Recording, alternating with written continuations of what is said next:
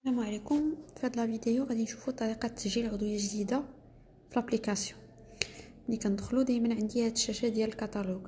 التسجيل كيكون من هاد ليكون اللي كاينين لتحت، كتشوفوا معايا لتحت كاين واحد الوسط، كاين واحد لو بيتي بونوم غوز. هذا هو التسجيل ندخل ليه. اول حاجه ادخل رقم العضو الوضعي، بمعنى كود ديال باغان. غادي تسجل على ماي واي كود واحد، كنضغط على هذا الزر الازرق، كيعطيني هنا الاسم ديال الراعي، كنتاكد من انه صحيح، ان يعني راعي صحيح. من موراها كندخل البيانات ديال العضو الجديد. اول حاجه عندي هي تاريخ الميلاد، كنضغط على هذا الزر الغوز، كيعطيني هنايا اول حاجه كتبان لي 2019، يعني خاصني ندخل السنه. كنضغط عليها وكنختار السنه، كنبقى نديفيلي نطلع ولا ننزل باش نختار السنه. من موراها كنختار الشهر، كيبان لكم هنا لتحت فيفري 1988. كنبقى نديفيلي بالاسهم يمين او يسار باش كيديني الشهر. نفترض افريل، نفترضوا النهار من بعد كنمشيو نختاروا النهار مثلا 28. اوكي، هي كتبت لي 28 شهر 4 1988. اسم العضو اللي خاصني نعرف هي انه خاصني نسبق الكنيه على السميه، تكون مكتوب كل شيء ماجيسكول وكل شيء فرونسي ضروري.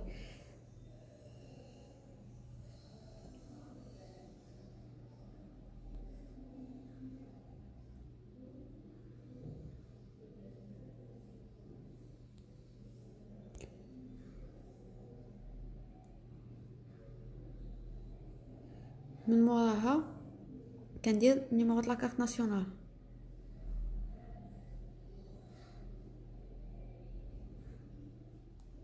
من موراها كندير تليفون.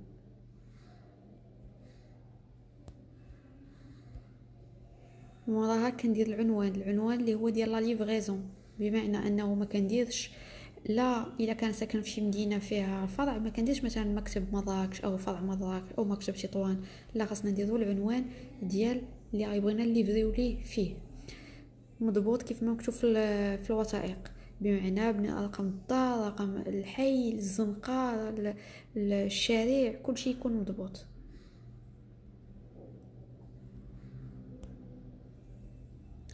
وما ننساش المدينه حتى هي خصني نديرها.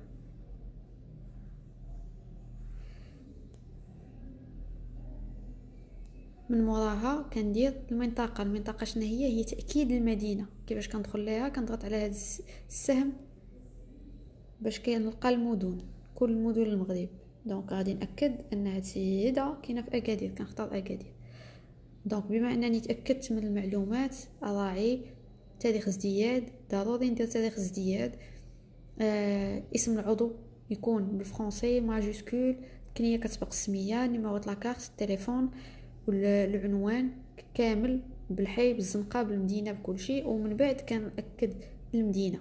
من بعد باش نفاليدي كنضغط على هذا الزر الموف، كيعطيني رقم العضويه. دونك فوالا، ها هي، هذا هو كود العضو، هذه العضوه الجديده.